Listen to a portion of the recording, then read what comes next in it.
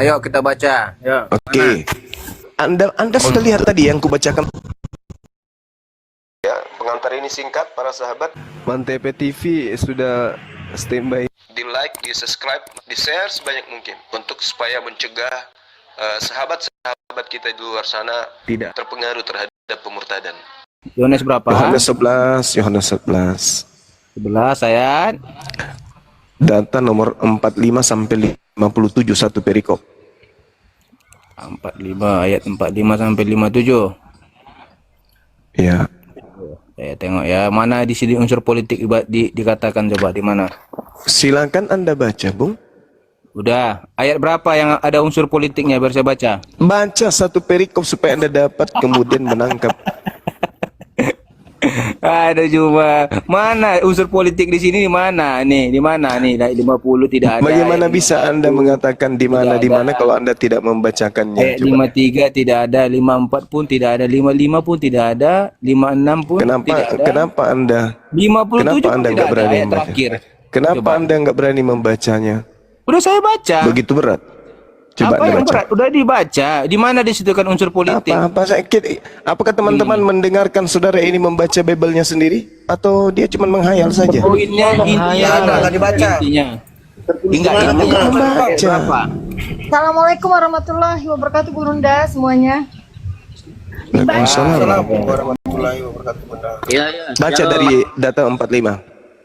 Ya, sampai Baca nomor 45. Di mana, Baca Bang? dari 45. Baca Apa dari tulisannya 45. Markus apa Matius? Yohanes 11 nomor 45 sampai nomor 57 satu perikop. intinya apa? Di situ ayat berapa intinya? Kau baca dulu, Ten. Intinya Yesus, mereka sepakat membunuh Yesus karena unsur politik ekonomi. iya, ayat berapa? Ini kan panjang ini ayatnya, mau dibaca semua. Iya kan enggak panjang itu. Daripada kalau saya baca dibilang Kalau kau comot. memang paham ayatnya, intinya ayat berapa? Kesimpulannya itu ayat berapa yang dikatakan politik, ayat berapa? Tadi udah dikasih Bang Zuma ya, Matius 2 itu. Diam dulu kau putra, Iya, kau jadi- pura-pura Kristen aja loh kau nih. Coba ayat Bukan. berapa? Baik Kristus. Intinya Oke, itu saya ayat bacakan berapa? aja. Baru kita baca intinya. Saya bacakan, ayat saya bacakan. Ya, baca. Saya bacakan. Banyak orang Yahudi yang melawat Maria dan menyaksikan sendiri apa yang telah diperbuat oleh Yesus dan percaya kepada Yesus. Tetapi ada yang pergi kepada orang Farisi dan menceritakan kepada mereka apa yang telah dibuat oleh Yesus itu. Lalu imam kepala Mahkamah Agama orang Farisi berkumpul dan berkata, apa yang harus kita lakukan? Sebab Yesus ini membuat banyak mujizat.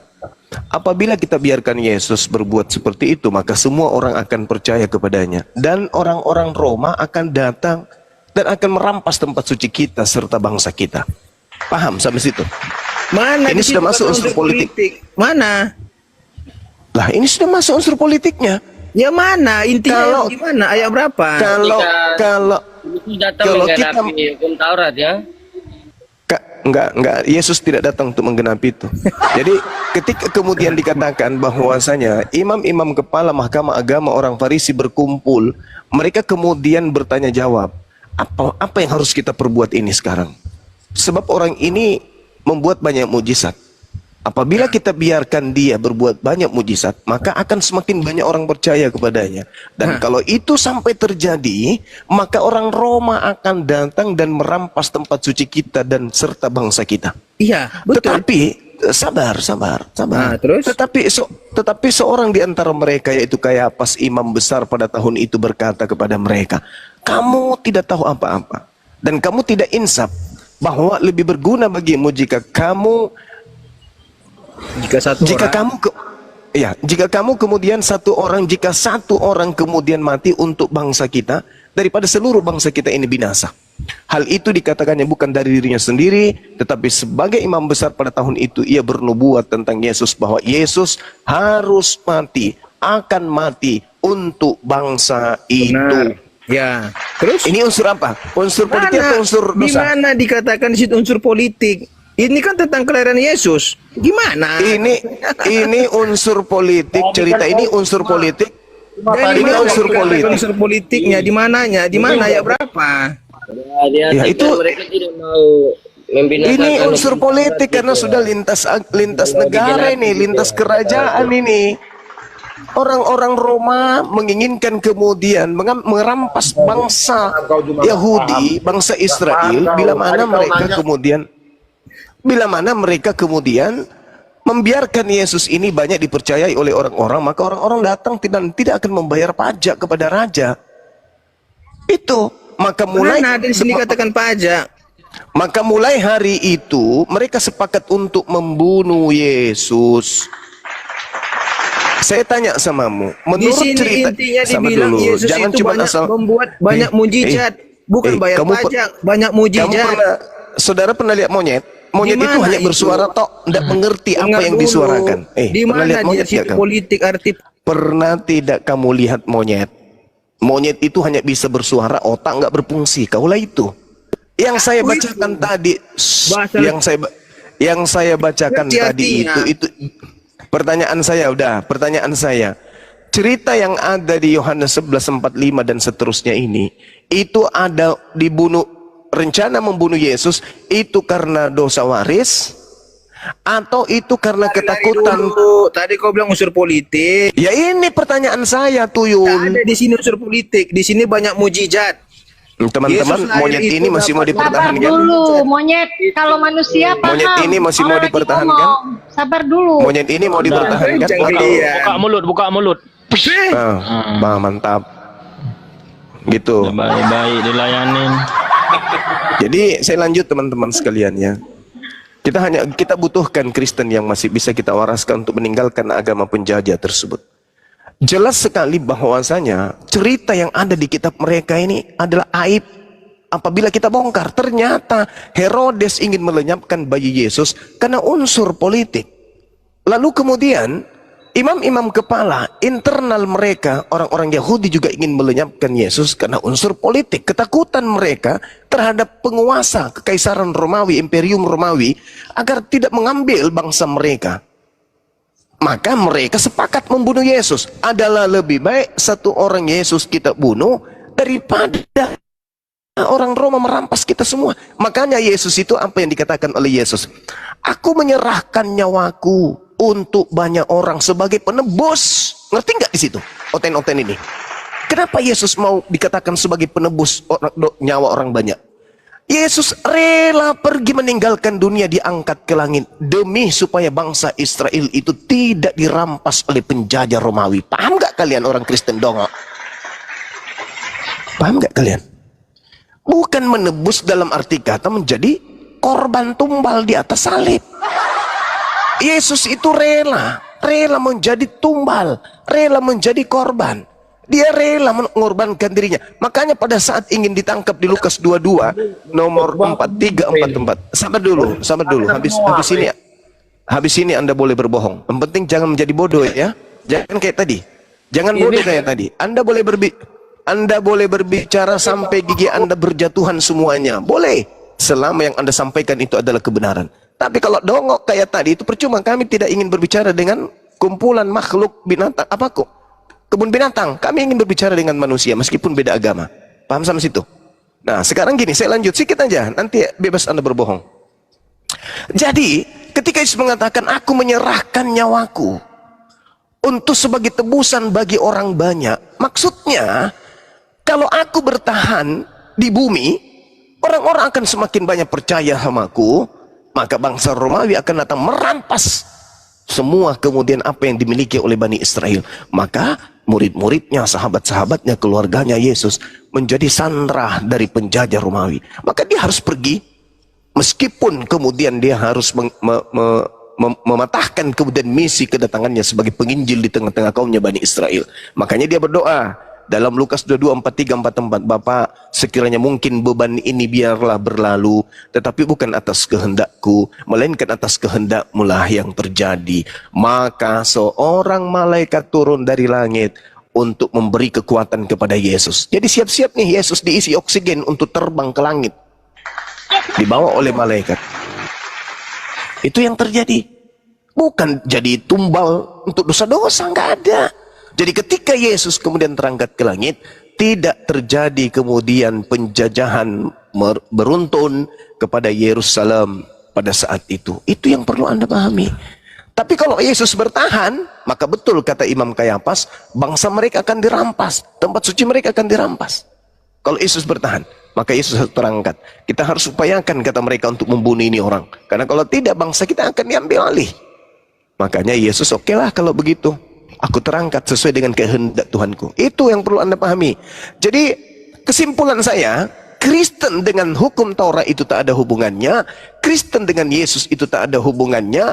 Kemudian penebusan dosa itu tak ada hubungannya dengan Yesus. Penyaliban juga tak ada hubungannya dengan Yesus. Itu hanya rekayasa Romawi kuno untuk menjual ajaran mereka, yaitu penyembahan terhadap roh-roh yang disembah oleh nenek moyang mereka dalam nama Theos. Subhanallah, selamat datang dalam kebenaran. Masya Allah. Itu saudara. Jadi kalau Anda membantah saya, silakan Anda bantah. Tolong tunjukkan di mana hukum Taurat yang Anda gaung-gaungkan itu diperuntukkan untuk orang di luar Yahudi, sehingga Yesus yang harus menjadi penebusan di atas salib dengan jalan kutuk. Silakan. Izin turun dulu sebentar ya semuanya. Assalamualaikum Gurunda. Waalaikumsalam. Waalaikumsalam warahmatullahi wabarakatuh. Silakan Pak Nosim dijawab. Pak Nosim, tadi kalau orang lagi bicara jangan dipotong. Itu adab, tolong ya. Silakan dijawab sekarang Pak Nosimare, silakan. Nosimare, silakan.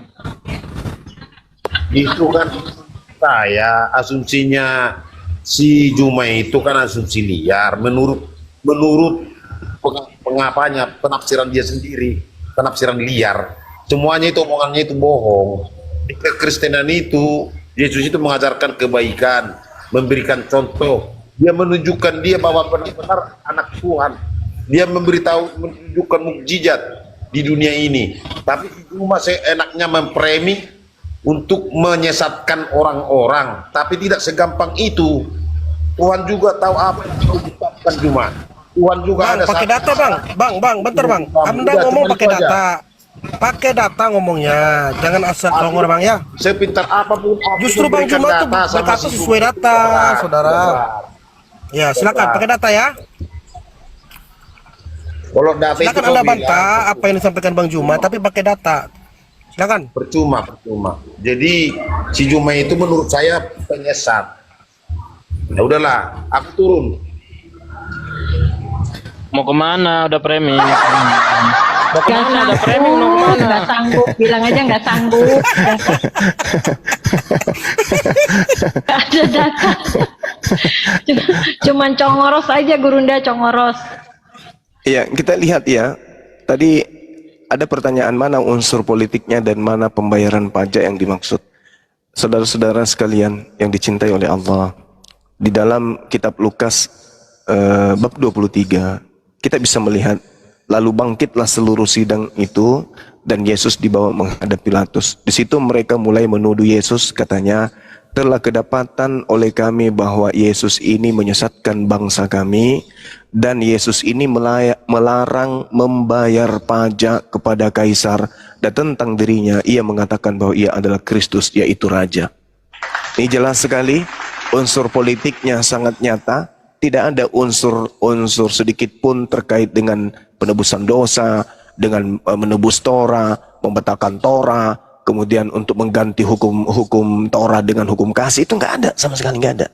Tak ada sama sekali. Itu hanya buatan Romawi untuk supaya orang bisa kejebak dalam lingkaran apa yang Tuhan katakan, bahwasanya penyesat itu akan muncul beriring dengan datangnya nabi-nabi di atas muka bumi ini. Dan Yesus juga mengatakan bahwa penyesat itu ada di tengah-tengah mereka. Waspadalah kepada penyesat yang datang kepadamu dengan memakai nama aku dan berkata, akulah Kristus. Sahabat yang dicintai oleh Allah, kita lihat pola mana yang akan kita ikuti dari saudara kita Kristen ini. Nebus dosa. Oke, kita ikut nebus dosa. Di dalam kaidah penebusan dosa, tidak dikenal bangsa Romawi, tidak dikenal bangsa Yunani, tidak dikenal kemudian orang Mesir kuno, tidak dikenal orang Asia, tidak dikenal oleh bangsa Arab penebusan dosa itu. Selain daripada menggunakan binatang. Al-Quran surah Al-Hajj ayat 34. Imamat 1 nomor 2. Dan satu yang menginginkan kemudian penebusan pendamai antara dewa dengan manusia itu adalah dewa Molok. Imamat 18. Itu Imamat 18 mencerita tentang dewa Molok yang minta persembahan pendamai ketika kemudian penyakit merebak, ketika gagal panen, ketika banyak bencana alam, maka orang-orang penyembah dewa Molok membunuh salah satu anak mereka untuk mereka persembahkan kepada dewa Molok. Itu kalau mempersembahkan manusia. Nah, jadi penebusan dosa itu Imamat 1 nomor 2 cukup dengan binatang. Keluaran 29 cukup dengan binatang. Yosua 6 nomor 6 cukup mencium batu. Itu tembus dosa tuh.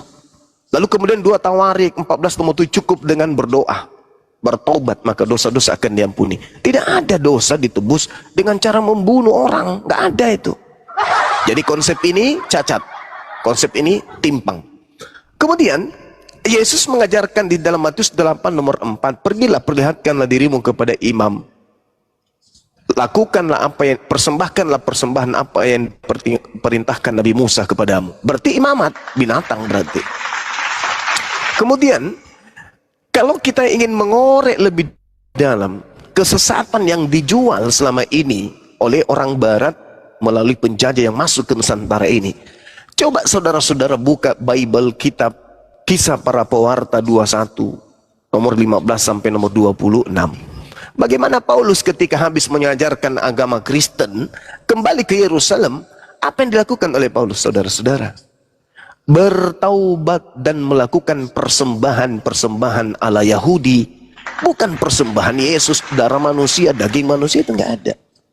Jadi Paulus melakukan prank terhadap orang-orang Yahudi yang hidup di tengah-tengah bangsa asing dan juga orang-orang asing di luar daripada kaum Yahudi. Itu fakta, itu real. Untuk apa Paulus kemudian bertobat ketika dia mengatakan jangan kau bersunat, jangan kau mau diatur tentang makanan. Tapi begitu kembali ke Yerusalem, kenapa dia bertobat dari ajaran itu? Tua-tua mengatakan, hei Paulus, kami telah mendengarkan ternyata kau melarang orang-orang untuk bersunat dan kau membiarkan mereka makan babi. Apa yang harus kami lakukan sekarang? Karena kalau sampai orang tahu, maka kau akan dibunuh. Nah, supaya kau tidak dibunuh, wahai Paulus, ada 4 orang yang sedang bernazar, kau ajak mereka, bayarkan nazar mereka, dan kau bertobat, kau tahirkan dirimu bersama dengan mereka. Paulus ikut nggak? Ikut. Paulus mentahirkan dirinya, mentobatkan dirinya dari mengajarkan jangan bersunat dan mengajarkan makan babi.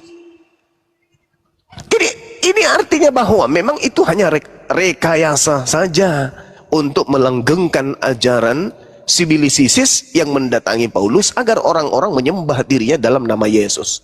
Sekali lagi, kata kuncinya adalah baca Ulangan 5 nomor 1, nomor 2, nomor 3, nomor 4 dan seterusnya. Baca Ulangan 33 nomor 1 sampai nomor 4. Hukum Taurat itu hanya untuk kaum Israel.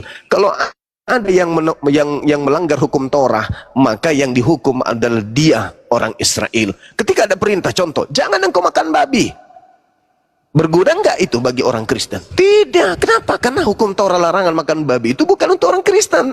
Jadi orang Kristen mau makan babi, babi panggang, babi goreng, babi kering, babi hutan, babi kota, babi mall, babi pasar senggol, babi apapun itu, babi hidup sekalipun, tak ada dosa bagi Kristen karena tak ada larangan bagi orang Kristen. Cuman mereka sok cantik. Kami sekarang kami boleh makan babi loh. Emang sejak kapan kau dilarang? Sekarang kami boleh ibadah minggu loh. Emang sejak kapan kau disuruh hari Sabtu? Sekarang kami boleh ini loh, boleh tidak bersunat. Emang sejak kapan kau disuruh bersunat? Tidak ada perintah Tuhan datang kepada orang Kristen. Gak ada satupun. Gak ada Tuhan pernah berfirman kepada orang Kristen. Gak ada. Hukum Taurat itu hanya hukum Bani Israel.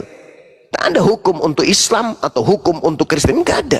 Itu murni hukum untuk Bani Israel. Jadi ketika Yesus kemudian digajang-gajang mengatakan dia datang untuk menebus hukum Torah, ya hukum Torah untuk kaumnya dong. Oh, Yesus mati untuk hukum Torah, ya berarti untuk kaumnya dong. Coba Anda lihat surah Paulus di dalam Galatia 4. Nih, konsentrasi kita ke situ sementara. Di Galatia 4 nomor 5, apa kata Paulus? Saya baca pelan-pelan. Yesus diutus untuk menebus mereka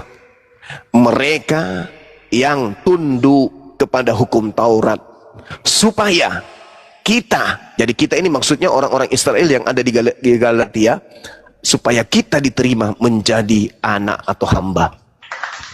Saya ulang lagi, Yesus diutus untuk menebus mereka yang takluk kepada hukum Taurat. Nah sekarang siapa yang takluk kepada hukum Taurat? Bani Israel. Berarti Yesus menebus hukum Taurat itu, kalau memang dia harus menebus. Lalu apa hubungannya dengan Kristen? Dek nara, entah, gak ada. Gak ada hubungannya. Iya, silakan. Ya maaf lagi ya. Selamat malam. Saya dari Kristen. Iya, Saya pagi. bertanya Bang Suma percaya sama Kristus ya? Sebentar Kuenara satu-satu. Ya, lanjut Pak Putra. Gimana Ya, Bang? saya bertanya ke Bang Suma ini. Bang Suma pintar sekali untuk ya dalam Alkitab semua Bang Suma tahu ya. Saya bertanya kepada Bang Suma saja, Bang Suma percaya sama Kristus atau tidak? Ya?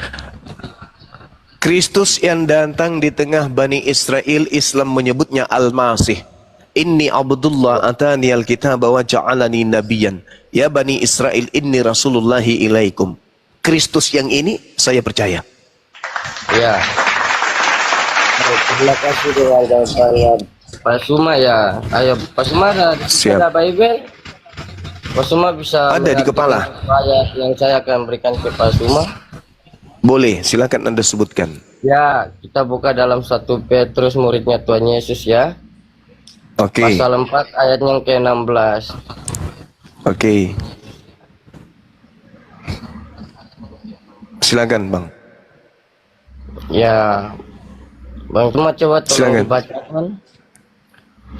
Oke, baik. Di dalam 1 Petrus 4, data nomor 6-nya dikatakan, tetapi jika dia menderita sebagai orang Kristen, maka janganlah ia malu, melainkan hendaklah ia memuliakan Theos dalam nama Kristus itu. Anda di mana? Ya, saya kan sebagai orang Kristen ya. Berarti Siap. saya punya iman dalam Kristus ya. Berarti Bang Suma Ya, ini terus? agama Kristen atau agama apa nih Bang Suma? Saya Muslim Bang, sama seperti Oh, Yesus. Muslim ya. Berarti beda ya kita pilih yang Yes. kita Muslim. Iya, iya. Iya, Ya, Bang Suma sedikit saja Oke. ya pemahaman saya. boleh? Ya, itu Boleh dalam Alkitab juga menceritakan tentang nabi-nabi palsu juga itu Bang Suma. Oke. Karena Boleh kita saya bernarasi berbeda sebentar? Ya, saya Kristen, Bang Suma Islam ya. Kita sudah tahu orang Kristen yang memiliki Kristus. Ya. Iya. Kita berbeda Kristus ya. Diartikan Bang Suma begitu ya. Oke. Boleh saya bernarasi tentang yang barusan Anda bawa? Biarkan Iya, dulu dia boleh. Karena abang dari tadi udah bernarasi. Lanjut aja udah Bang Putra, lanjut. Oke, silakan. Silakan. Saya rasa narasinya sudah nggak ada lagi. Silakan Bang Juma. Iya. Silakan Jadi Gurunda. gini. Silakan. Jadi Kenapa Kuenara izin guru? Kenapa kau yang ngomong ini lu? Kau diam dulu. Lanjut Gurunda. Oke, baik, makasih. Jadi gini saudara, saudara saya Kristen. Saya sebagai penonton antara riak yang muncul di dalam Bible, cerita-cerita yang ada, kontak yang ada di dalam Bible. Di awal Yesus mengatakan, bukankah aku yang memilih engkau yang 12, di antaranya Petrus.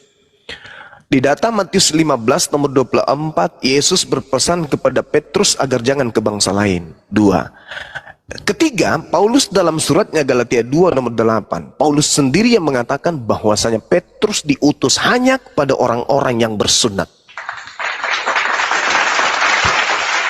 Yang keempat, yang kelima, Anda melihat kemudian pesan Yesus ketika Kristus itu datang, maka dia akan menyesatkan murid-murid pilihan juga. Matius 24 nomor 24, bahwa murid-murid itu juga akan disesatkan oleh penyesat. Jadi ketika kemudian Anda bernarasi, saudara Putra bernarasi 1 Petrus 4 nomor 16, Anda tahu enggak bahwa di situ tidak ada kata Kristus? Itu hanya penambahan Bible Indonesia. Bang, iya betul seperti nabi-nabi palsu ya. Nah ya, itu enggak ada kata Kristus, itu hanya penambahan saja. Sedangkan mengurangi dan menambahkan ayat Alkitab. sedangkan firman Tuhan mengatakan dalam Ulangan 4 dan juga Ulangan 6, jangan kau menambahi firmanku dan jangan pula engkau mengurangi. Ini ada penambahan. Ya, itu di Wahyu Artinya- juga menceritakan begitu ya. Ya, di kitab Wahyu juga menceritakan hal yang sama. Jadi bagaimana mungkin kemudian ketika ada ucapan tetapi jika ia menderita, sebenarnya tidak ada kata ia di sana, Bung.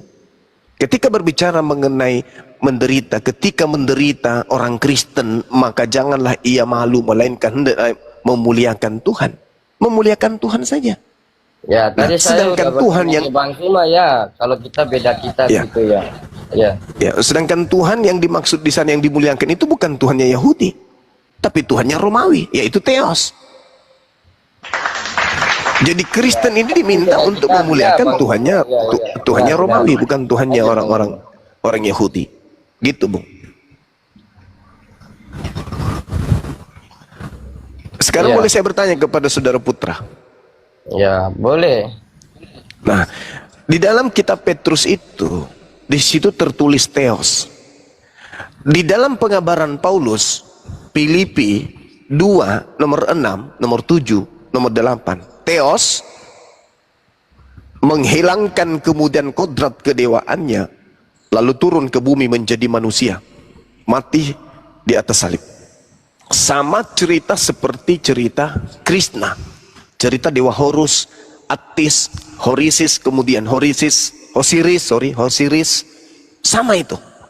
Dewa-dewa turun ke bumi menjadi manusia. Pertanyaan saya, yang dimaksud Paulus terhadap orang-orang yang ada di Efesus, penyembah dewa-dewa, yang turun ke bumi mengosongkan diri dan menjelma berinkarnasi berteofani menjadi manusia itu, apakah Eloa Abraham, Eloa Yesus, Eloa Yakub, atau sembahan-sembahan dewa-dewanya orang Roma? Silakan.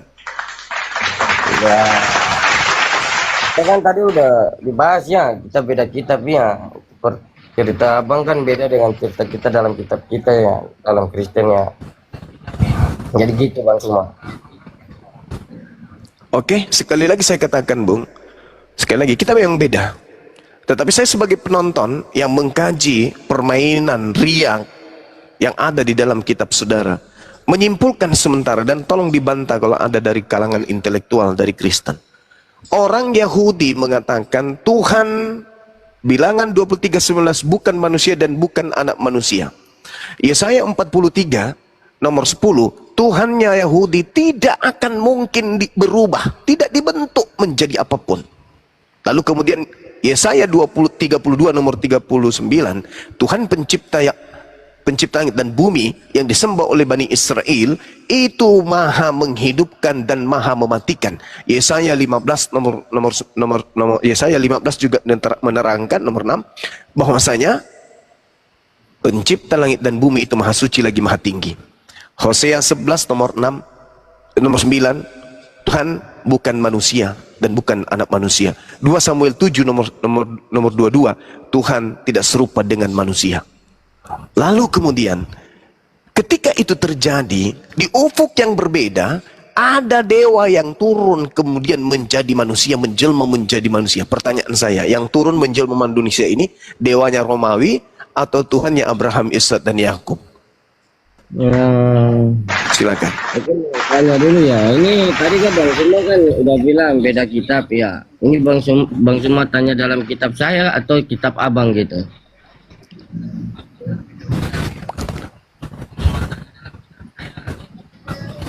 Ya, itu di dalam kitabnya saudara, saya ngambil terjemahan dari kitabnya Yahudi dan juga saya ambil dari kitabnya Romawi.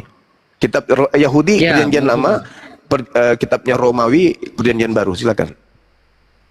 Ya, kita orang Kristen ya, kita udah tahu tentang nabi-nabi palsu ya. Keluaran 20 sudah menyatakan gitu Bang Suma. Jika Bang Suma berbicara dalam kitab saya itu Bang Suma seperti nabi-nabi palsu, tipu-tipu begitu. Nabi palsu yang ada di dalam Keluaran 20 sudah berbicara sedemikian gitu. Kita tidak boleh sujud kepada Tuhan Allah lagi. Tapi kita mengingat yaitu mereka yang melakukan kedatangan Mesias. Begitu Bang Suma. ini kaset rusak ini. Izin Gurunda. Gak nyambung Putra, gak nyambung. Dia tanya kita, tarik aku bertanya, kitab dia dengan kitab aku sama nggak? Putra, Beda. Putra paham nggak yang disampaikan Gurunda Pemahaman dia dengan itu pemahaman kita kitabmu. artinya Ya berbeda kau ya. kau paham nggak yang dibacakan Gurunda itu tadi? Itu ayat-ayat Iya. di Bibelmu, di Dia Bibelmu. yang nggak paham, Aduh, betul kata Gurunda, kaset rusak ini. kita dalam Keluaran 20 sudah dilarang sujud menyembah kepada Tuhan Allah, itu Musa mau bantah di atas Gunung Sinai. Udah dibawa aja yang pinter dikit ya Ya, Gurunda nggak mungkin apa-apa, ya. pikir-pikir Ya. aja udah. Oke, silakan yang lain. Iya, Keluaran 20 jangan ada ilah lain, jangan kau bikin patung kemudian sujud menyembah kepadanya, kan gitu. Pertanyaannya Selamat boleh sore, tidak? Bang Alkitab, Alktp tadi saya keluar tadi abang waktu kita mulai masih bertengger cuman 70 orang. Sekarang udah 1,4 juta. Nah. Izin Bang Zuma, Bang Zuma tadi aku di bawah. Boleh, silakan. Cuman sedikit aja memberikan sedikit masukan ke abang. Abang tadi bernarasi bahwasanya Yesus menebus dosa. Jadi dari kejadian sampai Wahyu tak ada bang, ada sifat menebus dosa, tapi mengampuni bang, itu aja. Tidak ada Yesus diberitakan kemudian mengampuni. Pengampunan Yesus itu ketika dia hidup di tengah kaumnya Bani Israel, pengampunannya pun dia mengatakan, tidak mengatakan aku telah mengampuni, tapi dosamu telah diampuni. Itu bahasa biasa itu. Dosamu telah diampuni. Karena orang-orang Yahudi pada kala itu ketika mereka melakukan dosa, mereka seketika biasa kena kutuk, tiba-tiba kena kusta, tiba-tiba buta, tiba-tiba lumpuh. Nah, ketika Yesus datang sebagai pengusap, dia mengusap, dia menyentuh kemudian orang-orang yang ada di sekelilingnya, seketika itu sembuh. Apa kata Yesus? Dosamu telah diampuni. Apa buktinya bahwa Tuhan telah mengampuni dosamu? Ketika saya jamah kamu, maka kamu sembuh. Berarti Tuhanku yang mengutusku telah mengampuni dosamu, makanya kau sembuh. Itu maksudnya. Bukan gini bang, abang itu tadi bernarasi dibilang kata-kata itu saya dengar tadi menebus. Nah, jadi Yesus mati menebus. Jadi saya koreksi, bukan menebus abangku, karena kata-kata menebus tak ada di Bible abang, dari kejadian Wahyu. Saya cuma memasukkan bukan menebus tapi mengampuni gitu loh bang. Terus mengampuni memang apa-apa, tapi kita harus dilihat bahwasanya di Efesus 4 ayat 32, tetap hendaklah kamu aman. Suaranya kecil ya teman-teman ya. Izin bang, suaranya nggak ada bang. Suaramu kecil, Kuera. Ini nih, ini abangku Bang Zuma, aku cuman memberikan masukan saja. Karena tadi waktu dengan kawanku yang udah dikik tadi, abang bernasi tidak ada dalilnya Yesus menebus sampai di tiang salib. Jadi menebus. Jadi coba saya memberikan koreksi, kata-kata menebus tak ada tertulis di Bible tentang dosa ya.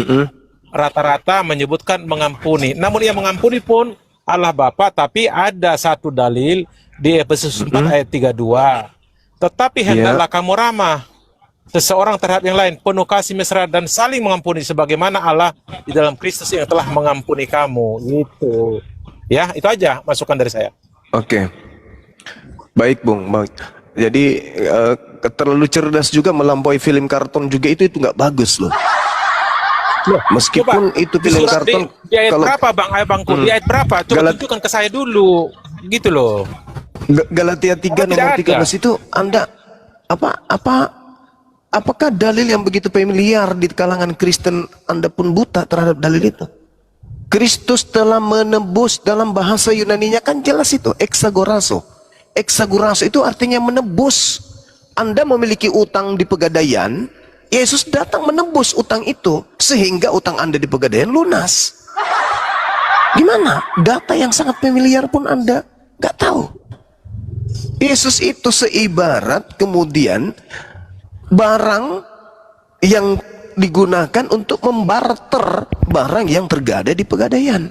Makanya dikatakan exagorazo dalam bahasa Yunani itu artinya adalah sesuatu yang dipakai alat untuk menukarkan atau menggulingkan suatu keadaan. Itu fakta itu. Iya, yang dosa abang bilang Anda koreksi ditebus. izin bang, menebus dosa tak ada, itu tulis menebus kita, bedakan itu bang, itu maksud saya. Abang kan tadi ngomong tadi di narasinya dengar tadi menebus dosa. Ini Galatia 3:13 itu kan menebus kita, beda bro, itu jangan samakan. Bagaimana? Bagaimana ceritanya sedangkan Yesus datang itu memang untuk menebus dosa? Tidak tertulis itu menebus kita. La haula wala quwata illa billah. Ini ciri-ciri munafik ini, Gurunda, Kristen munafik ini. Tidak. Justru Yesus itu adalah mengampuni dosa oleh Allah Bapa. Beda dengan menebus. Tidak ada, Bung, tidak ada. Malah kalau Anda lihat 2 Petrus 2 nomor 24 itu lebih parah lagi.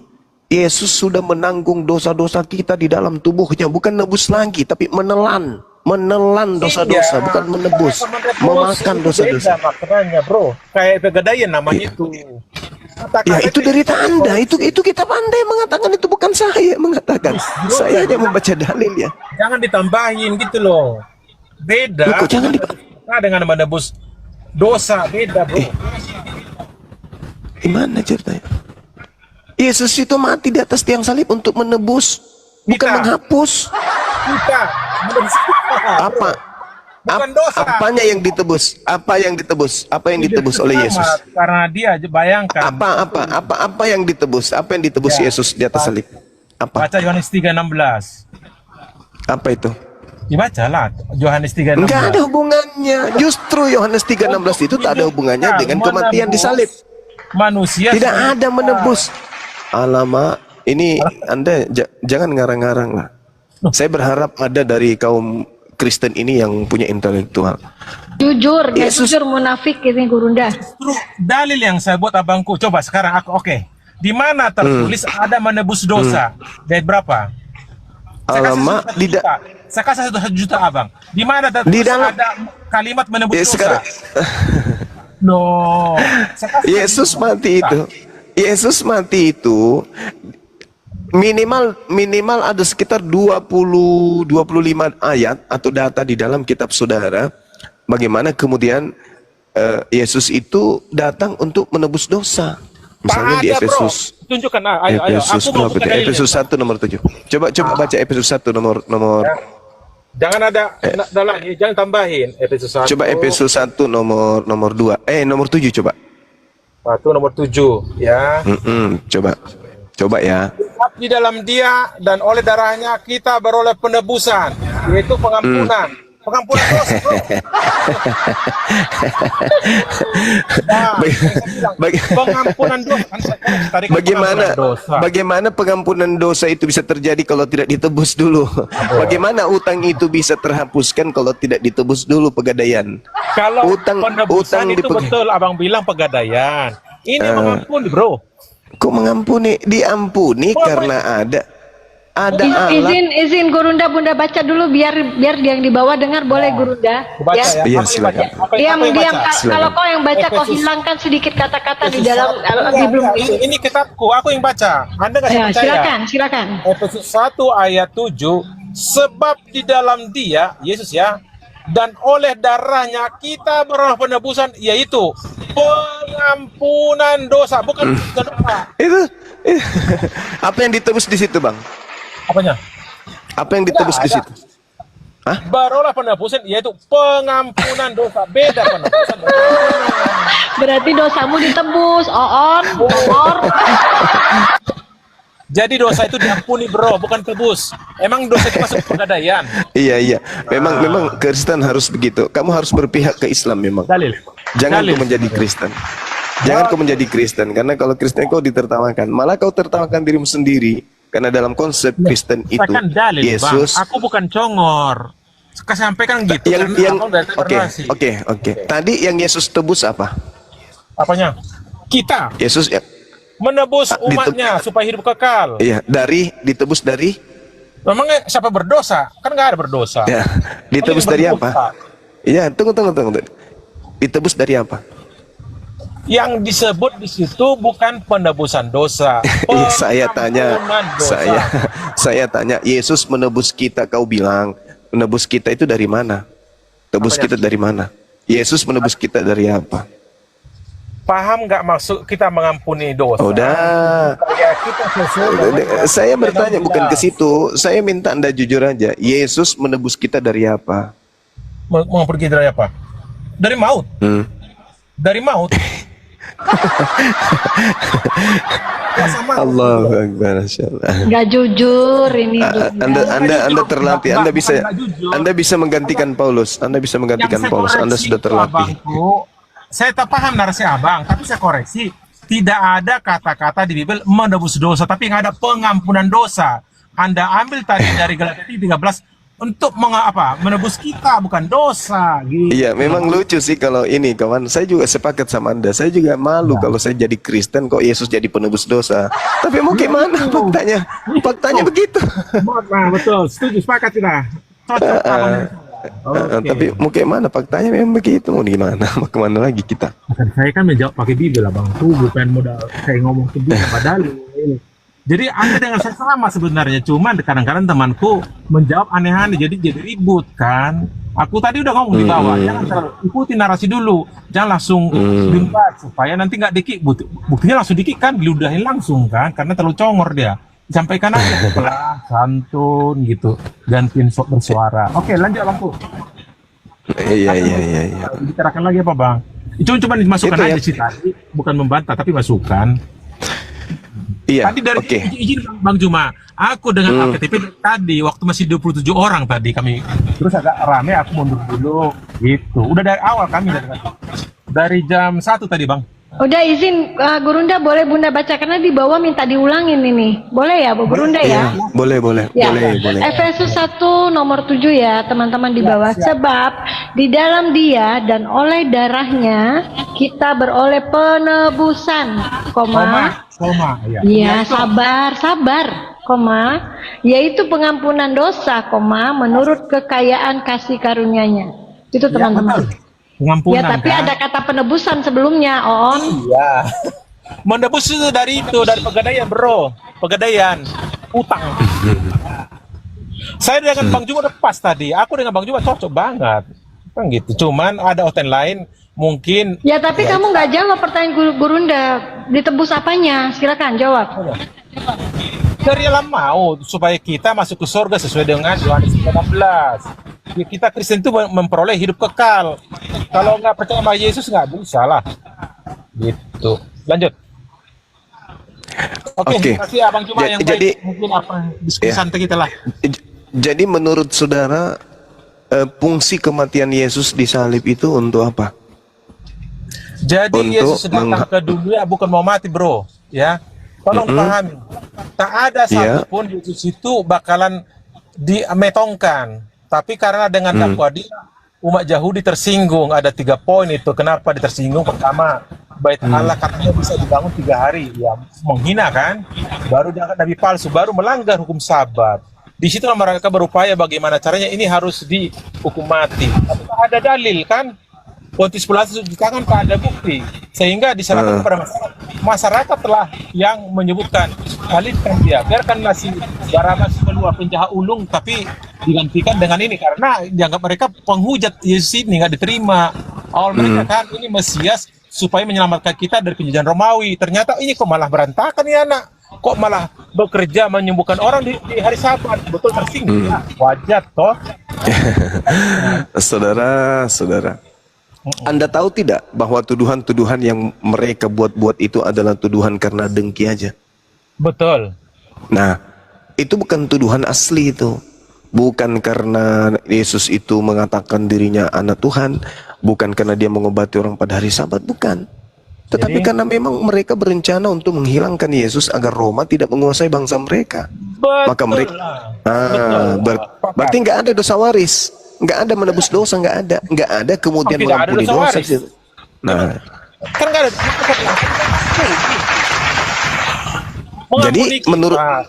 jadi menurut saudara, upaya pembunuhan terhadap Yesus itu adalah untuk mengampuni dosa kalian. Apanya? Upaya orang-orang Yahudi berkongkol dengan iblis membunuh Yesus itu adalah upaya untuk menghapus dosa kalian. Itu endingnya harus dijalani, Bang. Iya, maksud saya gini, Dengar dulu. ketika imam kepala mahkamah agama orang Farisi melakukan kesaksian palsu tipu muslihat dan juga pengaruh iblis yang merasuki Yudas sehingga sentralnya Yesus dibunuh, itu tujuannya untuk menghapus dosa kalian. Tujuan beliau ada Yesaya 55 ayat 11, Bang. Kenapa lari ke situ? Itu sesuatu yang sudah tidak rasional Anda gunakan sebagai alasan. Bukan itu jelas. Apa yang kufirmankan dari mulutku akan dilaksanakan dan berhasil. Nggak bisa, Kembali nggak bisa. kepadaku. Loh, Tidak nggak bisa. Tidak bisa Anda ke situ. Nggak bisa ya. Itu yang Anda maksud Yesaya 55 ayat 11 itu nggak bisa. Sekarang begini masalahnya adalah ketika orang-orang Yahudi, imam kepala mahkamah agama kemudian melakukan tipu muslihat, Niat membunuh, kesaksian-kesaksian palsu, kerasukan setan dan seterusnya, sehingga endingnya Yesus harus dibunuh. Ternyata pembunuhan yang mereka lakukan ini tujuannya untuk menghapus dosa Kristen gitu. Bukan. Lalu Dia untuk menyelamatkan umatnya. jadi dengar dulu. Jadi Yohanes upaya 3:16. pembunuhan, jadi upaya yang dilakukan oleh iblis untuk menggiring Yesus kepada kematian, itu adalah upaya iblis untuk mengampuni dosa-dosa Kristen gitu. Buat Yesus datang ke dunia bukan mau dibunuh, bro. Itu last minute ya. Yang terakhir last minute ketika dia kalau bisa cawan ini, tapi kehendak belum jadi. Itu udah last minute. Kenapa? Karena waktunya dia udah mau dapat. Kenapa? Waktu kena dilempar para orang Farisi kan dia menghilangkan, karena belum waktunya dia akan mengalami demikian. Karena udah tahu, semua tahu siapa siapa pengkhianat di muridnya, udah kasih tahu. Baru pengkhianat juga yang kerasukan iblis, kesaksian palsu, tipu muslihat. Ketika hal-hal buruk ini terjadi, pada endingnya tujuannya adalah untuk menghapus dosa Kristen gitu maksudnya. Bukan. Dia harus menjalani bahwasanya dalam 3 hari akan mengalami maut itu. Gak mau jujur, malu dia gerundah malu. Jadi kejahatan yang diusung oleh iblis dengan merasuki Yudas, imam kepala mahkamah agama, sehingga mereka memiliki sifat dengki terhadap Yesus, hasilnya adalah berujung kepada kematian terhadap Yesus. Ternyata ini adalah intisari penghapusan dosa yang diterima oleh Kristen dari upaya-upaya mereka melakukan intimidasi kejahatan terhadap Yesus. Betul? Sekiranya tidak ada Yesus, tidak ada caranya. Tidak ada gospel itu, Bang. Artinya, itu harus dijalankan, tapi dengan syarat dia itu harus mengikuti apa tuh, semua yang telah tersirat ya, bahwasanya dia coba di Lukas 24 ayat 7 itu kan, anak manusia itu sesuai dengan Yohanes 1 ayat 14 akan disalibkan, mati, dikuburkan dan bangkit hari yang ketiga, bukan keempat. Gitu loh. Itu cerita lain itu versi lain, itu cerita lain, itu bisa saya uraikan itu. Bang, bahasa gini, coba di lahir dia Yohanes 3:16. Apakah dia datang ke bumi mau disalibkan? Apakah dia mau metong? Enggak kan, enggak ada tulisannya. Iya, orang yang percaya kepada dia itulah yang selamat dan tidak mati dalam dosa, betul? Iya. Nah, ketika kemudian ditanya apa yang harus aku lakukan supaya saya memperoleh hidup yang kekal, Yesus mengatakan jangan kau membunuh. Betul. Nah, berarti kita harus percaya jangan membunuh kan? Betul. Nah, berarti membunuh Yesus itu menyebabkan orang mendapatkan hidup kekal atau binasa kekal? Bukan, yang membunuh itu orang yang Ngeles lagi. Abang digiring ke sana. Coba jernih dulu kita berbicara. Loh, katanya Yohanes 3:16, begitu besar kasih karunia Tuhan akan dunia ini sehingga ia menganugerahkan hambanya yang tunggal. Ya, supaya apa? kekal kan? Ya, beroleh hidup kekal. Orang yang percaya kepada Yesus. Supaya hidup kekal kan? Memperoleh hidup kekal. Ketika kemudian ketika Yesus ditanya, Yesus, apa yang harus aku lakukan supaya saya memperoleh hidup yang kekal? Kata Yesus, jangan kau membunuh. Oke? Pertanyaannya, boleh nggak Yesus dibunuh supaya kita memperoleh hidup kekal? Sekarang yang membunuh siapa? Membunuh siapa coba? Bukan sekarang siapa yang membunuh? Pertanyaan saya. Orang Farisi. Tidak ada cerita itu. Tidak ada cerita itu. Pertanyaannya saya. Pertanyaan saya. Boleh tidak membunuh? Bukan. Saudaraku, bukan di situ, bukan di situ. Pertanyaan saya bukan di situ. Pertanyaan saya, supaya saya dan Islam dan juga Kristen dan Anda untuk memperoleh hidup yang kekal, maka bolehkah kita membunuh Yesus? Tidak boleh. Tidak boleh. Kunci jawaban Anda ya. Jadi tidak boleh membunuh Yesus kalau kita ingin. Yang membunuh itu bukan Kristen. Bukan Kristen yang membunuh gitu loh. Oke. Nah, ketika ada orang yang membunuh Yesus, ini pembunuhnya memperoleh hidup yang kekal atau neraka kekal? Tidak. Ke neraka lah orang itu, orang membunuh orang Yahudi itu. Ke neraka. Pertanyaan saya muncul. Pertanyaan saya, dengarkan, atur napas baik-baik, pasang kuping, dengarkan. Ketika ada orang yang membunuh Yesus dan berakibat neraka buat pembunuhnya, lalu pembunuhan yang dilakukan terhadap Yesus ini, apa pengaruhnya dengan Kristen? Coba Anda jawab. Ketika orang-orang ini membunuh Yesus, dengar dulu. Anda jangan mengarah kepada pembunuhan. Kenapa? Dia datang bukan mau dibunuh, datang ke dunia. Aduh, nasi masalah generasi. ngeles lagi, jujur lagi. Kan itu Bibelmu tadi sendiri ada di situ. Aduh. Apa ditulis? Saudara, Yesus datang bukan untuk dibunuh. Ketika ada orang yang membunuhnya, kita sepakat, maka pelaku pembunuhan ini tempatnya di neraka. Muncul pertanyaan, melihat keadaan Kristen, wajah Kristen. Sabar. Melihat wajah Kristen hari ini, maka muncul pertanyaan. Orang yang membunuh Yesus mendapatkan upah neraka. Tetapi dampak dari pembunuhan yang dilakukan oleh mereka itu berdampak kepada Kristen. Pertanyaan saya, hasil dari pembunuhan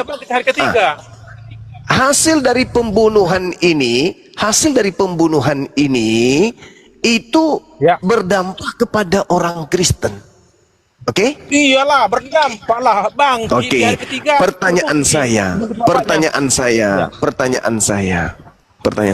Berjasa tidak orang yang membunuh Yesus bagi Kristen? Tidak ada tertulis. Berjasa, Paman. Berjasa. Saya kunci dengan Bible. Kenapa? Aku tidak memberikan jawaban yang aneh. Kalau ada yang tulis itu jawab. Kan saya bilang tadi. Aku akan jawaban Anda berdasarkan Bible. Tak ada tertulis, bro. Lanjut. Saya ulang pertanyaan saya. Pembunuhan terhadap Yesus adalah mengakibatkan pelakunya masuk neraka. Pertanyaan saya, pelaku yang masuk neraka ini karena melakukan pembunuhan terhadap Yesus, mereka rela masuk neraka. Tetapi ada sekelompok manusia yang kemudian panen dia dari perbuatan dia membunuh Yesus. Anda salah. Panen kami bukan panen. Anda yang ngoceh panen. Oke. Dan itu tidak suka Yesus dibunuh karena datang ke dunia bukan mau dibunuh ya, tapi kebetulan dia harus mengalami kematian itu. Dia nak dibangkitkan ketiga. Kalau memang sampai sekarang kayak kalian punya, ya mungkin kita bingung. Saya bacakan sebuah dalil di dalam kitab saudara, dikatakan begini. Di mana? Tanpa penyaliban. Iya, di mana? Sabar kan. Tunggu. Mute dulu. Dikatakan dalam kitab saudara, tanpa penyaliban. Iya, dalilnya mana, bro? Sama dulu. 1 Korintus berapa itu? 1 Korintus 15:17 kalau nggak salah. Ada yang ingat nggak teman-teman? Saya kebanyakan tertawa jadinya saya lupa dalilnya. 1 Korintus 1 Korintus 15 nomor 17. Insya Allah saya tidak keliru. Baca ya. Itu salah satu. Abangku ya. Iya, silakan saudara. 1 Korintus 15 ayat 17. Dan jika Kristus tidak dibangkitkan, maka sia-sialah kepercayaan kamu dan kamu masih hidup dalam dosamu. Bangkitkan. Sekarang pertanyaan saya. Iya bangkit. Pertanyaan saya, bisa tidak Yesus bangkit tanpa dibunuh dulu? Apanya? Yesus datang bukan mau dibunuh, bro. Pertanyaan saya, bisa nggak Yesus bangkit dari kematian tanpa mengalami kematian terlebih dahulu? pertanyaanmu bagus sekali dan mengena ya, tapi tujuan beliau sampaikan bukan mau dimetongkan, tapi dimetongkan pun hidup, bro. Hari ketiga, makanya kami bersukaria. Apa fungsinya kebangkitan itu? Apa fungsinya kebangkitan? Kemenangan. Ya, kemenangan. Bisa tidak Anda mendapatkan kemenangan tanpa kematian? Tanpa kematian beliau, kami harus diselamatkan. Kenapa? Karena datang dia ke dunia. Masalah generasi.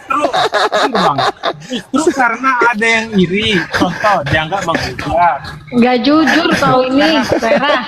Ngeles saja dari tadi. Kalian udah pakai jepit loh. Jadi kan bilang jujur. Saya dari itu aja sampaikan. Artinya begini. Dia datang ke dunia bukan mau dimetongkan. Iya. Kalau dia harus tidak mengalami mati, demikian. Bung. Kalau dia tidak mati, dia tidak bangkit. Kalau dia tidak bangkit, sia-sialah imanmu. Dan kalau dia tidak bangkit, kamu masih hidup dalam dosamu. Maka berterima kasihlah kepada yang membunuh Yesus. Yesus datang ke dunia untuk menyelamatkan umat manusia. Dengan cara apa? Bukan karena kematian. Dengan cara apa? Kematian dia. Dengan cara apa dia menyelamatkan manusia? Dengan cara apa? Dia menyelamatkan umat manusia. Dengan baca cara? di Yohanes 3:16. 3:16 itu. Itu isinya. Dalil mengatakan 1 Korintus 15 nomor 17.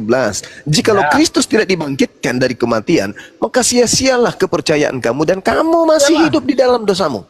Kalau masih metong, bro. Aku mungkin bukan Kristen aku, betul. Sama dengan sekarang kalau dia tidak sekarang kalau dia metong, tidak bangkit. Ya. Kalau dia kemudian sekarang kalau dia kalau dia tidak bangkit, kalau dia tidak mati, apakah dia bangkit? Semua sia-sia, apa yang diberitakan sia-sia semua, tak ada guna. Berarti bermanfaat pembunuhan. Berarti bermanfaat pembunuhan tersebut. Yesus itu diuji di taman Getsemane. Sampai dia secara manusiawi, kalau bisa kawan dengan saudaraku, tapi kehendak yang jadi. Kenapa? Jelas, berarti bermanfaat. Berarti pembunuhan memang diuji. Berarti pembunuhan itu bermanfaat. Pembunuhan yang dilakukan oleh penjahat ini bermanfaat bagi Kristen. Yang menyalibkan itu orang Yahudi, bro, karena tidak percaya dengan Yesus. Bukan Mesia. Upaya penyaliban yang mereka lakukan itu sangat bermanfaat bagi orang Kristen. Maka iblis, dengar dulu. Tidak mengharapkan Yesus tapi faktanya kalian panen dari upaya pekerjaan tangan-tangan mereka. Jadi dalam hal ini kesimpulan kita adalah secara intelektual untuk menghargai ilmu pengetahuan dan menghargai akal sehat kita ini, maka sadar atau tidak sadar, suka ataupun tidak, ikhlas atau tidak, Kristen harus melanti iblis sebagai pahlawan. Karena kerjaan iblislah Kristen mendapatkan keselamatan. Coba Anda lihat di dalam Roma 14 nomor 9. Apa kata Paulus? Untuk itulah Yesus mati, agar dia dibangkitkan untuk menjadi Tuhan dan Kristus bagi Kristen. Maka harusnya yang harusnya saudara gantung di rumah, di leher, itu bukan salib. Sabar dulu, 30 detik saudara. Jadi harusnya, sabar dulu, 30 detik, habis ini Anda boleh bicara sampai gigi Anda jatuh. Harusnya yang Anda gantung di leher dan yang Anda jadikan simbol di rumah-rumah dan juga di menara gereja itu adalah gambar setan. Karena dialah pahlawan kalian, bukan Yesus. Bukan Yesus pahlawan kalian. Yang berjasa menyelamatkan Kristen itu adalah iblis. Maka gereja yang benar adalah gereja yang memasang patung iblis di menara gereja, di leher sebagai simbol keselamatan, dan juga di rumah-rumah. Kalian gambar setan, kalian harus tampilkan di situ. Jadi sekali lagi saya katakan, saya simpulkan bahwa yang berjasa menyelamatkan Kristen itu bukan Yesus, tetapi iblis. Bang Juma, diulang dulu. Saya simpulkan bahwa harus. Iya, sabar, makanya kau diam. Aduh, dipotong-potong terus. Lanjut Gurunda. Iya, saya simpulkan bahwa harusnya di kalung Anda itu yang Anda gantung bukan salib, di rumah Anda bukan gambar salib, di gereja Anda di menaranya bukan gambar salib, tetapi harusnya di mimbar gereja, di menara gereja, dan juga di dalam rumah-rumah Anda dan juga yang digantung di leher Anda pakai kalung itu bukan salib, melainkan iblis. Kenapa? Karena bukan Yesus yang menyelamatkan kalian. Yang menyelamatkan kalian itu adalah iblis yang telah membunuh Yesus. Demikian.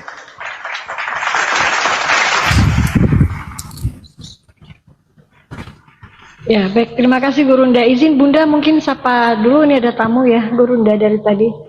Jenny, selamat sore Jenny. Selamat sore. Iya, izin dari Kristen ya. Ya, saya mau bertanya boleh? Tunggu dulu, Mbak. Tunggu dulu, Mbak. Aku mau boleh. jawab Tapi Bang Zuma dulu. setelah Koera mau menjawab dulu ya, menanggapi Gurunda ya, boleh ya? Oke, silakan Koera. Salam, Mbak. Salam Mbak Jenny. Makasih Abang Gurunda, Bang Zuma yang baik. Kita udah lama diskusi ya, dan memang udah sering. Abang, pernyataan Anda tentang salib ya. Tak metong pun Yesus, bahasa salib itu ada kiasan Bang. Kenapa? Yang diajarkan Yesus, hukum yang utama adalah Allah, kasihlah Allah yang esa, itu vertikal. Dan kasihlah sama musuh berdiri sendiri, horizontal. Itu bentuk palang Bang. Palang kayak red cross ya. Jadi bukan karena Yesus ada, makanya ada kode salib itu. Udah ada kiasan seperti itu. Kebetulan Yesus harus kena metong, disalib, karena tak ada nabi lain yang disalibkan, hanya dia saja bentuk seperti itu. Sehingga gambaran saja. Saya Protestan Bang, bukan tergantung ada, saya buat mungkin Katolik ada ya. Dan saya pun bukan fanatik, cuma kode saja itu sebagai simbol Kristen itu adalah bentuk seperti itu ya. Artinya tak meninggal pun tak dibunuh salibkan pun Yesus, itu udah ada kode sebelum waktu pengajaran dia. Hukum terutama adalah mengasihi Allah Bapa yang esa ya Kak, vertikal, dan kasihlah samamu manusia seperti di sini, arti horizontal, berarti udah bentuk palang. Jadi bukan seperti yang listrik atau jemuran ya. Ya artinya abangku, pernyataan abang betul. Coba saya sampaikan, itulah kisi-kisinya.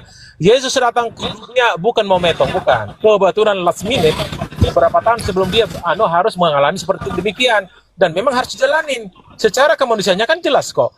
Sampai keringat batu ya, besar-besar. Dan artian kalau bisa, tapi kehendakmu lah cawan ini lepas. Ternyata kan tidak. Harus jalankan, dan memang dia udah punya membuat dia akan bangkit hari ketiga, dan terbukti, dan dia bukan udah manusia cukup bisa. Cukup muter-muter di situ udah cukup. Silakan Gurunda. Iya, terakhir saya minta saudara saya ini Koira untuk membacakan kita semua yang ada di sini dengan suara yang paling kenceng. Kalau perlu 40 rumah kiri kanan itu terbangun dengan suara Anda. Bacakan Roma 14 nomor 9. Silakan.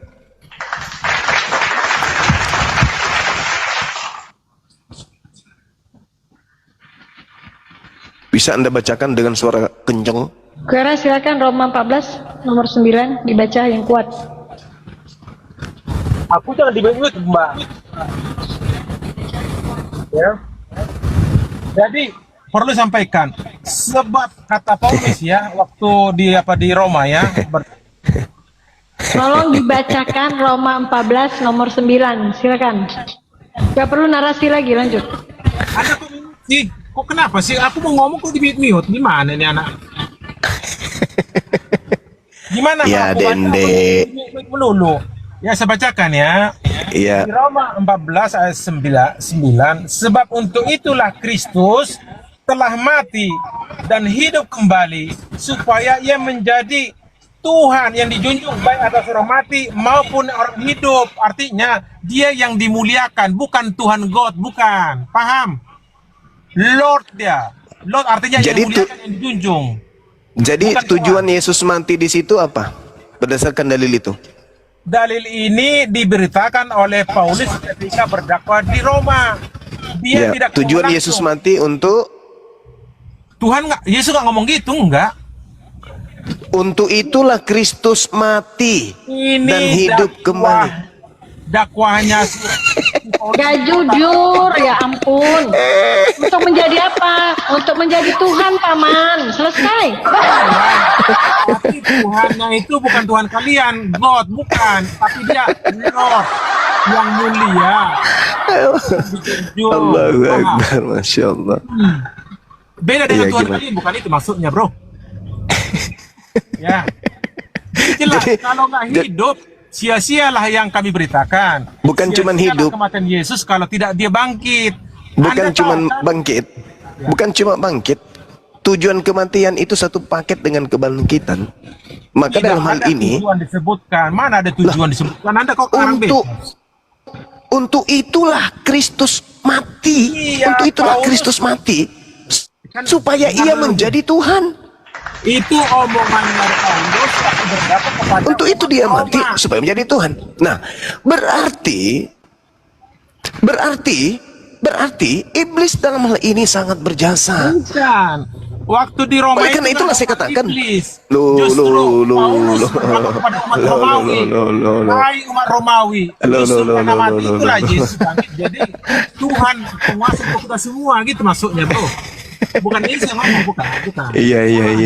Gak jujur, aduh. Iya. Yesus yang ngomong betul. Anda sepakat dengan saya abangku. Kan kebetulan ini 28 tahun berikutnya. Ini Paulus. Iya ujuk-ujuk 28 tahun Paulus yang berikutnya. ngomong Paulus untuk ngomong, itulah. berdakwah. Paulus mengatakan untuk Dakwahnya, ya. itulah Yesus mati. Ya. Ya, Di kota untuk Roma. itulah Yesus mati. Ya. Supaya Kepada ia siapa dia menjadi ngomong? Tuhan. Kepada siapa dia ngomong? Baik orang-orang. Fungsinya Orang-orang, semua orang, untuk semua orang. Ya, tapi untuk semua orang kan? Untuk semua orang. Nggak ada Oh, Indonesia. enggak dong. Baik Cuma atas doang. baik orang yang mati maupun orang-orang yang hidup. Itu fungsinya Yesus mati. Berarti iblis ini sangat berjasa. Sampaikan ya. Ketika Paulus berdakwah di kota Roma, inilah dakwanya kepada khusus untuk Romawi saja. Roma, nggak ada ke Galatia itu, nggak ada ke Arab, belum. Gitu loh. Udah diam lah, Yesus, diam Khairah, diam. Gak ada ini ngeles dulu, nggak jujur, ngabisin Gurunda energi Gurunda dengan orang yang nggak jujur diskusi. Diam dulu. Ini Jenny mau nanya Gurunda. Ganti pasien. Iya. Pasien. Silakan Jenny. Iya, waktu saya mau maghrib di sini, sahabat-sahabat sekalian, Oke. mungkin bisa diambil alih untuk sementara ada sahabat kita Makasih, Bentang Bang Juma. Farham di sini. Diambil alih Cuma teman-teman mata kita. ada Iya, kurang lebih ya. sama-sama. Mohon maaf Bang Juma yang baik Iya, ya. iya. Kapan-kapan kita jumpa lagi ya. Oke. Sama-sama, Selamat sama-sama, menjalankan saudara ibadah Yo. sholat ya. Oke, makasih. Selamat Baik, sore. makasih. Oke. Silakan saudara, saya rehat untuk ibadah sejenak. Silakan. Iya, silakan Mbak Gurunda. Jenny lah, Mbak Jenny aku mute ya. Mbak Jenny lah mungkin dari Oten aku mute aja. Ya, izin Bunda sapa dulu. Bang Ben, Assalamualaikum warahmatullahi wabarakatuh, Bang Ben. Waalaikumsalam warahmatullahi wabarakatuh. Oh ya, nambahin dikit ya. Apa argumen Bang Zuma ya. Jadi kalau kita buka di 1 Korintus 5 nomor 5 dikatakan orang itu harus diserahkan kepada iblis agar diselamatkan rohnya pada hari penghakiman. Jadi memang benar, juru selamat kalian itu iblis. Kitab Anda yang bicara. Ya lanjut, ada yang mau bantah, silakan. Berapa Bang? Roma berapa Bang? Izin, Roma berapa tadi Bang? Woi. 5 nomor 5. 1 Korintus 5 nomor 5. Kok di sini saya baca ya. Yang kenceng. Ini dosa jemaat ya. Ini intinya waktu Paulus berdakwah di daerah Korintus ya. Ini tentang dosa dalam Iya, jemaat. udah dibaca Keras, aja, dibaca jangan dulu. berfirman dalam hati. Ya. Ya. Orang itu harus kita serahkan dalam nama Tuhan Yesus. Dalam nama ya. Orang Yesus sudah di atas ya, di surga kepada iblis. Sehingga binasa tubuhnya agar rohnya diselamatkan pada hari Tuhan. Betul ini narasinya, betul. Diserahkan ke siapa? Bukan salah. Bang? Diserahkan ke siapa, Apa ya? Bang? Oh iblis, Ya orang-orang Roma diserahkan itu. ke siapa, Bang, biar selamat, Bang? Orang Roma. Berarti ya agar nyawanya diselamatkan pada hari Tuhan ya. Berarti Ya. siapa yang diserahkan ke iblis agar diselamatkan nyawanya pada hari Tuhan? Berarti siapa yang menyelamatkan? Orang Romawi, orang Korintus. Muter lagi. Yuk, muter aja. Ayo ditelan Ini kan lagi lidahnya. dengar dulu. Gak jujur. Harus diserahkan atas nama Yesus kepada Dalam siapa, nama Bang? Tuhan Yesus. Di Iblis. situ. Agar Dalam nama Tuhan diselamatkan Yesus. rohnya pada hari Tuhan. Jadi yang menyelamatkan siapa, Bang? Iblis. Oh iblis. Abang. Baca dengan Jujur, bagus. Abang, Bukan nih. itu maksudnya. Bu. Emang Emang gak jujur dari tadi Bang Ben, gak jujur. Itu kan yang dikatakan di situ jelas ya. Iya, itu. Orang itu harus kita serahkan dalam nama Tuhan Yesus. Sekarang siapa yang mempercayai kalau berdoa atau apa dalam nama Tuhan Yesus? Ya Kristen. Gak jujur, bilang untuk orang Roma aja gimana sih? Inti saya gini. Sabar. Orang itu harus diserahkan atas nama Yesus kepada iblis agar rohnya diselamatkan pada hari Tuhan. Jadi untuk selamat pada hari Tuhan itu harus diserahkannya ke siapa, Bang? Sebentar. Wah, Aku kok di mute ya? iblis. Maka Jadi gini sampaikan, Bang. Zuma. Ya udah gini aja Bang Ben, Juru nggak akan. selamat kalian adalah iblis. Betul Ya, ya, gimana? Gurunda betul itu. Ini mungkin dia udah capek, udah lelah ya karena selalu muter-muter nggak mau jujur. Ini Jenny kasihan. Sebentar Vera, Jenny mau nanya loh. Kasih dulu saudaramu mau nanya, boleh? Ya, lanjut Jenny. Jenny silakan. Mbak, ini bentar. Iya, silakan.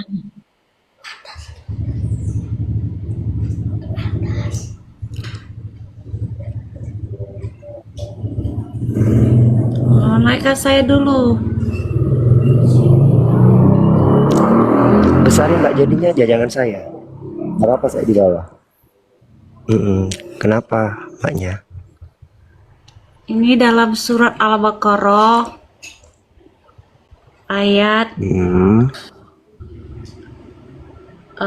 ini 222. Ini judulnya nutupin kenapa ayatnya dengan ayat gimana nih?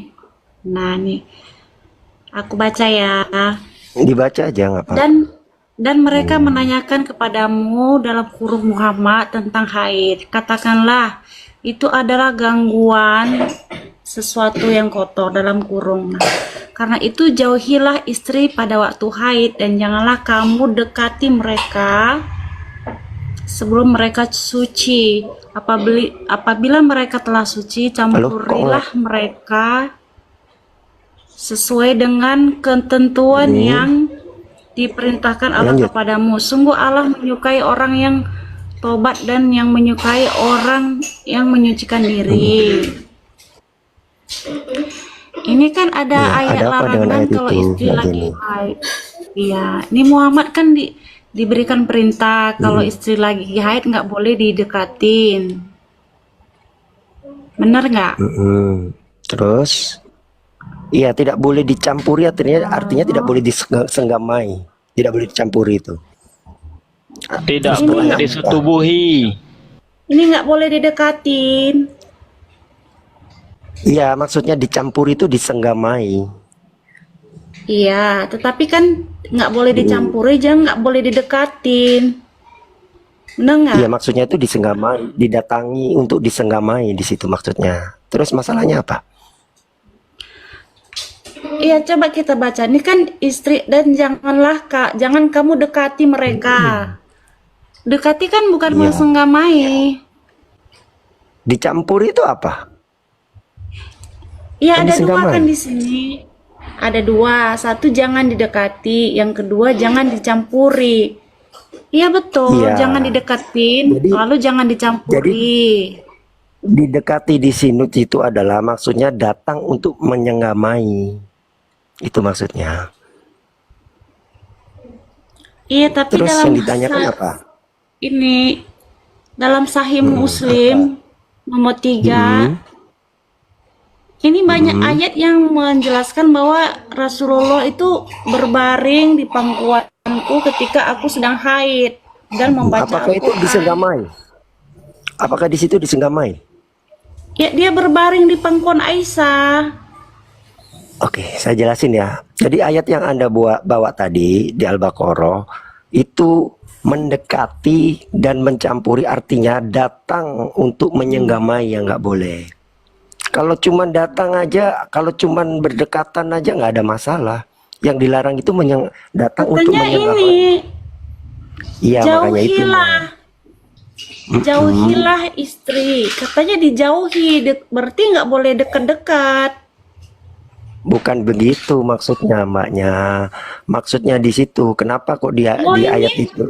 Iya, Loh, ini ada tahu. kata jauhi. Bentar Mbak, Iya, mau tahu. Mbak bertanya, sabar, kita jelaskan, jangan dipotong-potong dulu ya. Sudah paham kita ayat itu, lanjut. Jadi Guru.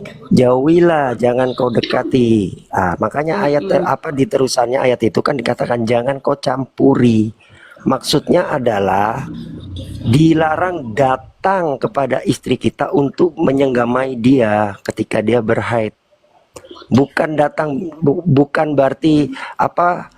Bukan berarti tidur bareng yang tidak senggama, nggak ada masalah itu. Terus Kalau di apa sini pertanyaannya? udah jelas katanya jauhilah, arti kan nggak boleh dekat-dekat. Gini.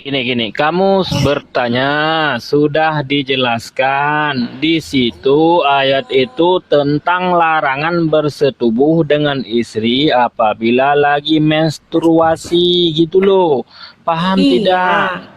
Paham. Ini kan ada nih Anda dicampuri. bertanya, iya, Anda bertanya sudah dijelaskan ayat itu dasar hukum dalam Islam jangan bersetubuh kalau suaminya kalau istrinya menstruasi. Sekarang saya balik tanya dalam Kristen boleh nggak bersetubuh ketika menstruasi? Silakan.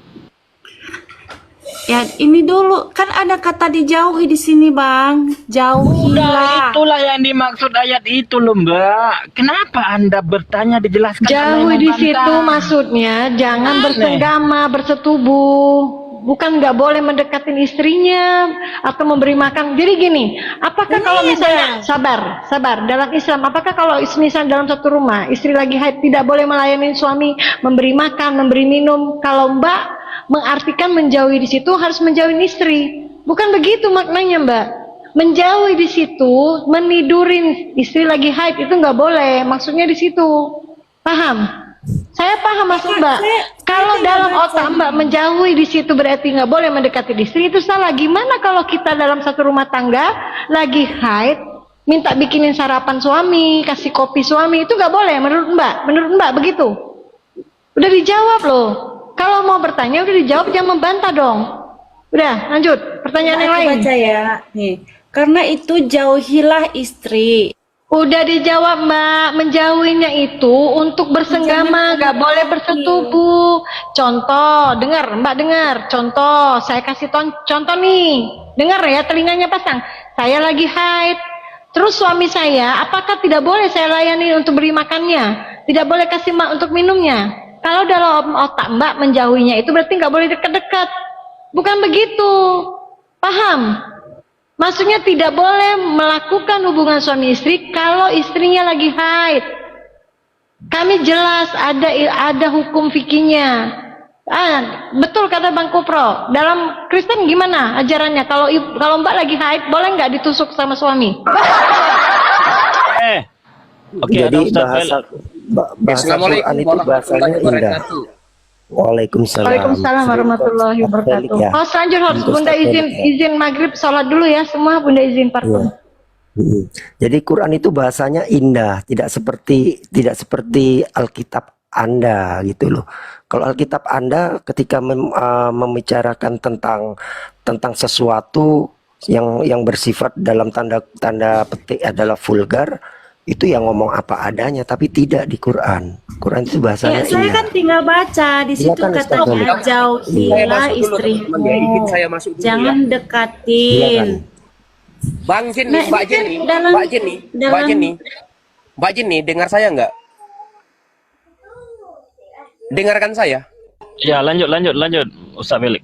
Oke, tadi kan sudah dijelaskan kata jauhi di situ adalah menjauhi, jangan sampai melakukan hubungan intim atau ya melakukan hubungan biologis. Itu yang dijauhi maksudnya di situ.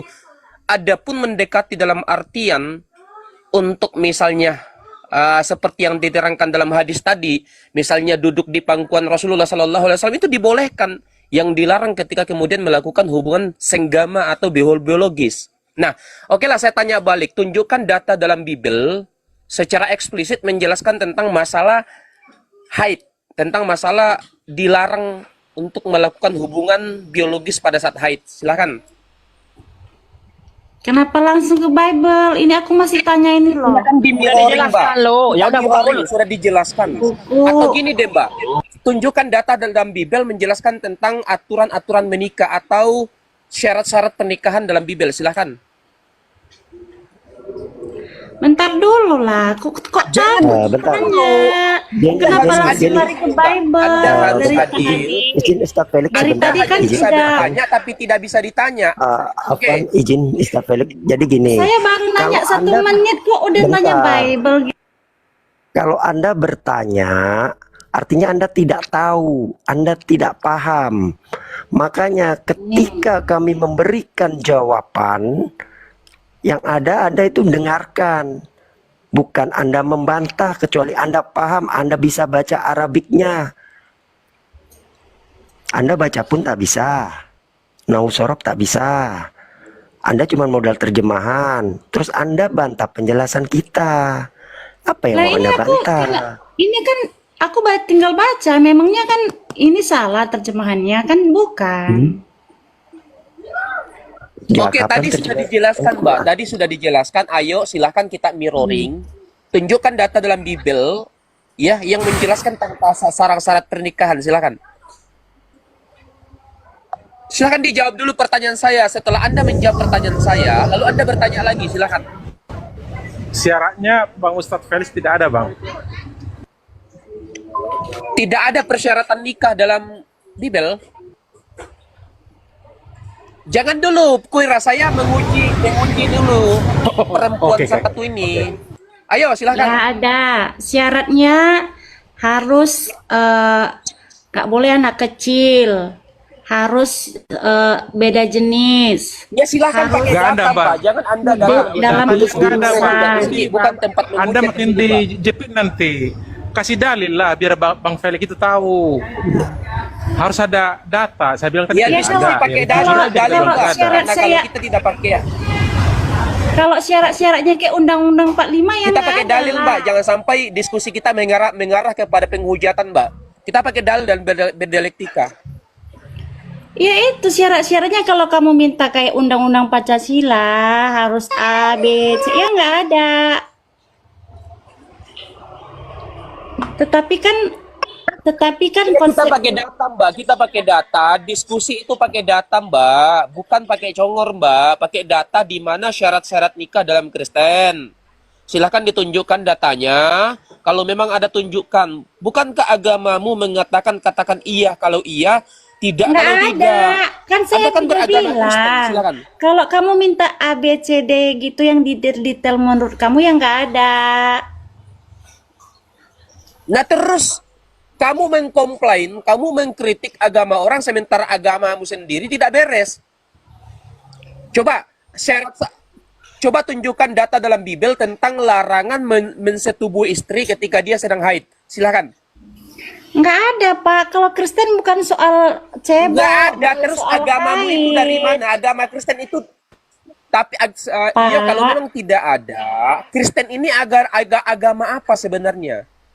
Kekristenan ini adalah ajarannya adalah Allah yang datang sebagai manusia untuk menyelamatkan umat manusia. Saya tidak bertanya tentang Allah bukan yang soal datang sebagai manusia. Yang cebok. saya tanyakan, begini Mbak, saya tanyakan